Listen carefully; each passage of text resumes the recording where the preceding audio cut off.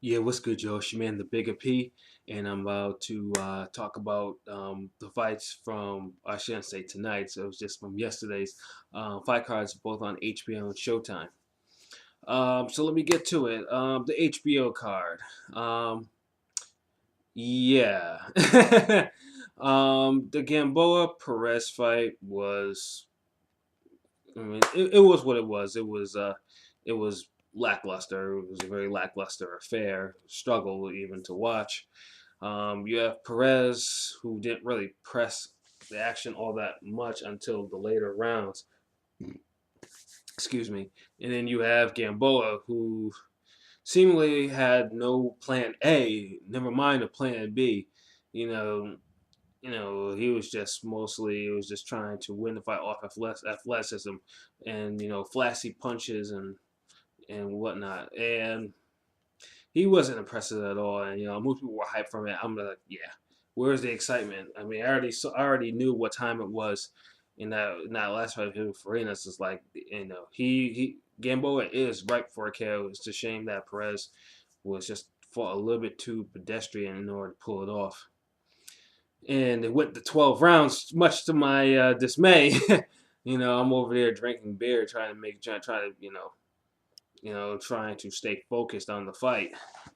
But Gamboa got his victory, and where he goes from there, I don't know.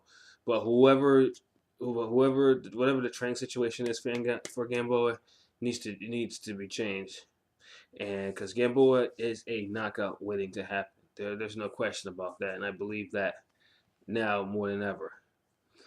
Take us to our main event, Dawson-Stevenson versus my boy Chad Dawson. Yeah. Um, Now I was expecting a slugfest. At least I was expecting at least the fight to go at least 4 or 5 rounds at least. But that unfortunately was not to be. As as Stevenson pretty much landed a bomb of a punch over a lazy jab, and within a minute, I believe I don't remember the official time, and Chad just went boom, went down. It was a temple shot, and Chad got up before the 10 count, but he had this weird look on his face. Like, I couldn't say it was either resignation, or he just didn't want to beat it, or he was just out. He just got knocked and his mind was elsewhere. But it was kind of disheartening to see someone see him actually fall like that. I mean, most people were talking that Ward ruined him. I don't think Ward didn't necessarily ruin him. I don't believe it because I mean Ward knocked him out, but it wasn't like Ward actually like gave him. I mean he beat him up, but it wasn't like one of those takes 5 year off career type beatings. It was he knocked out a drained man. This one there was no excuse. Dawson, Chad didn't fight with any fire and just got the shit knocked out of him. But hey, my hats off to Stevenson. He is the new light heavyweight champion of the world, and for all intents and purposes, he is now the man at 175. And I mean, now Stevenson, like I said, he's power. Now I would love to see him against Hopkins or any of the other or Kovalev or any of the 175 cats going on there, even the other champions other than Hopkins. But we'll see what happens. Stevenson. I mean, not much of a boxer, yes, but he has power and he has a lot of it. So it'll be see to see. It'll be fun to see where he goes. As for Chad, um, I don't even know anymore because I know he's had his training, the trainer issues and whatnot. Um, I don't know if he's just mentally not there anymore for fighting, and because it was kind of hard seeing him get dropped like that. I mean, it is what it is, I guess. I mean, we'll see what happens after this if he's going to be able to recover. If it's going to be you know, he has to get like a light touch or something like that. but he's clearly not the fighter that he used to be. And it's not because it's not physical drop off; it's just all mental. But we'll see. We'll see how it goes. But yeah, that was pretty much the whole HBO card. It wasn't really much of a card. Like I said, a very, very short main event, and then the Gamboa fight. The Showtime card, however, was a little bit more livelier. But the one thing that they did have in common with HBO is the opening bout was also a struggle. Even worse, so it was probably the worst fight of the night. Um, at least Gamboa at least was able to score a knockdown. This one, it was just one of those fights where it was just like, yeah, another one. And I was watching simultaneously because I had the HBO fight on my TV going, and I had the Showtime card on my notebook on the left of me. I mean, it is what it is. But yeah, it was Jermell Charlo versus Demetrius Hopkins, and I honestly think we've probably seen the last of Demetrius Hopkins on HBO or Showtime or anything like that. There's no way I actually see him actually getting in there or being put in there with another fighter again because it was a struggle fight. It was another struggle fight.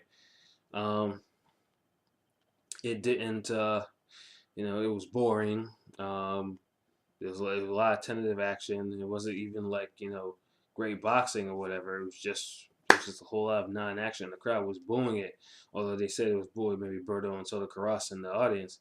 But I think the action was just wasn't there.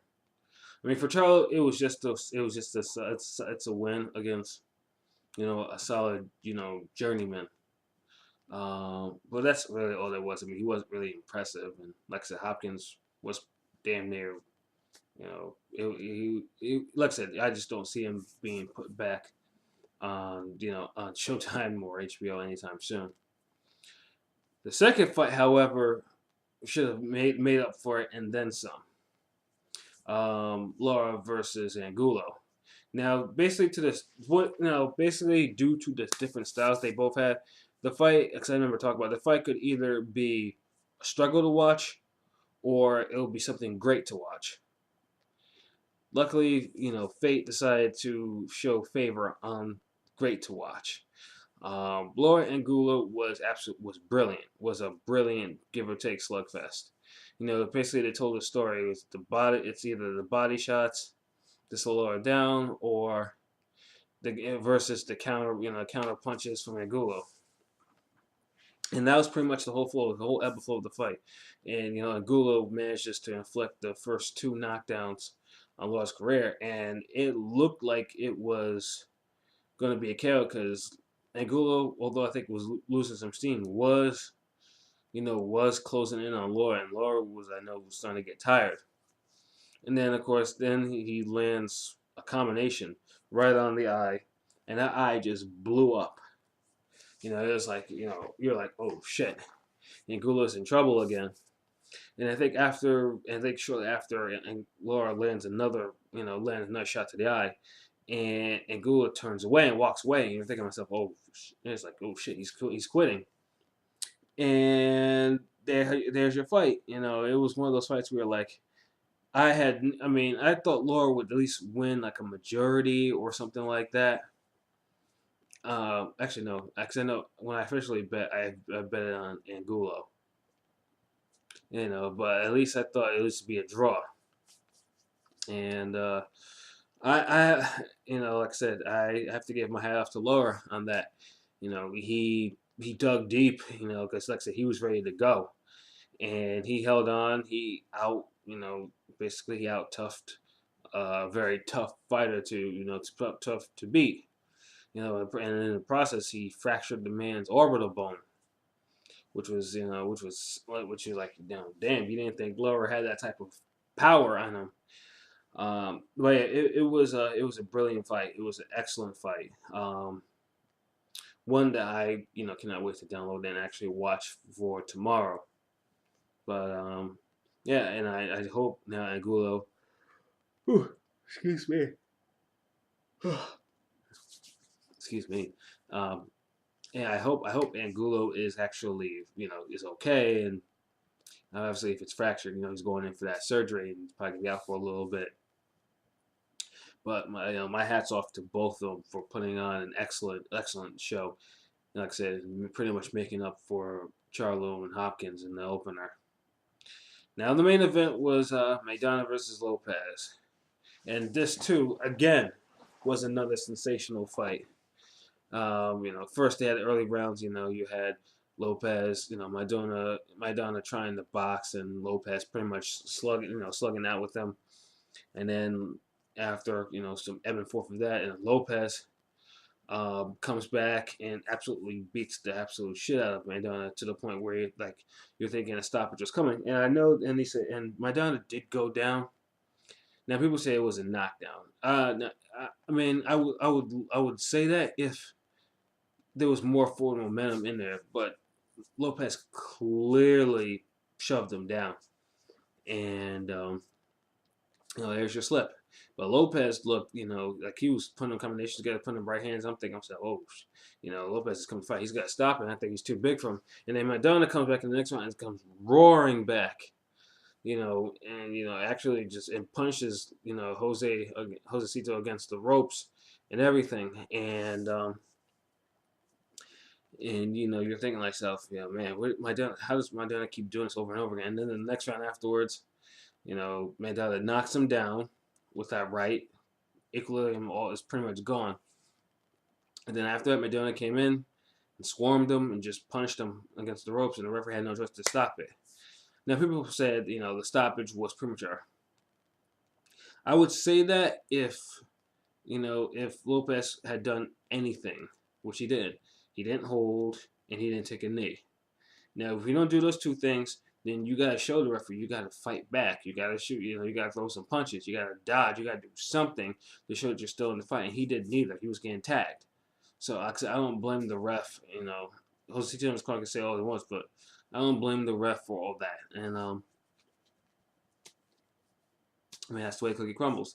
That's what happens. But it was a great fight in Maidana. You think he's out of the fight. You think he's too small for 147, and then he produces another great stoppage.